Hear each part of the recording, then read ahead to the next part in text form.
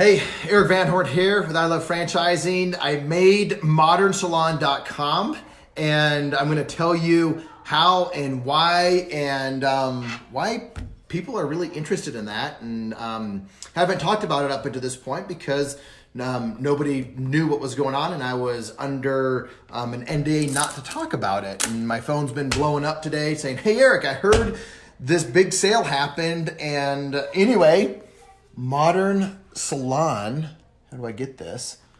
This is Modern Salon. Basically, what it's doing is saying, it's also on franchising.com. Sola Salon LLC acquires, so Sola Salon franchise, a franchisor that I started out with about 6 years ago. My partnership group, we grew to 12 locations in Orange County. And last 7 months have been a lot of negotiations back and forth with the private equity company that owns Sola. And we sold all of our stores to them and the rights to develop the rest of Orange County. And it was a great opportunity. I mean, I love Sola. Sola is a fantastic company. And but I just saw the press releases come out today of something that I've known that's been in the works and has been executed for a little bit, but nobody else knew about it, except for my girls. Because they knew about it because I would say, hey girls, guess what? Daddy is not in the beauty business anymore. I don't know about hair like you thought I used to. I've never known about hair. I've never known a lot about any of the businesses I've really been in except how to build businesses.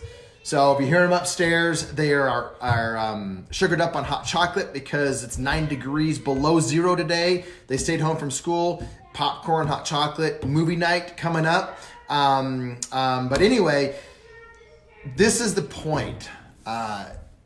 When you go into a franchise, think about exiting that franchise. It's not just about getting into it and buying it. You need to think about what are the exit plans with that franchise. And this is one of the reasons we actually chose Orange County, and we bought the rights to the whole thing. That's one of the reasons it was not just me. It was a partnership group because I didn't have the wherewithal to be able to take on such a massive project like that myself. But we thought about the exit, what that would look like.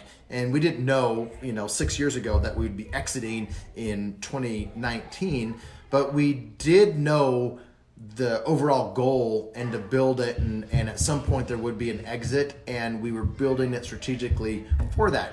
Even with management, this was not an owner-run business, because when you have an owner-run business, that is you as the owner working in the business all the time, the value is not worth as much. If you're the guy out there doing, or the girl out there doing all the work all the time, that business is not valued as high. So we put a manager in place.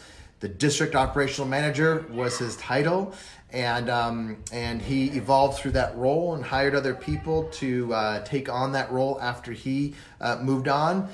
But the point of it is, that's who grew that business under the direction of the ownership group.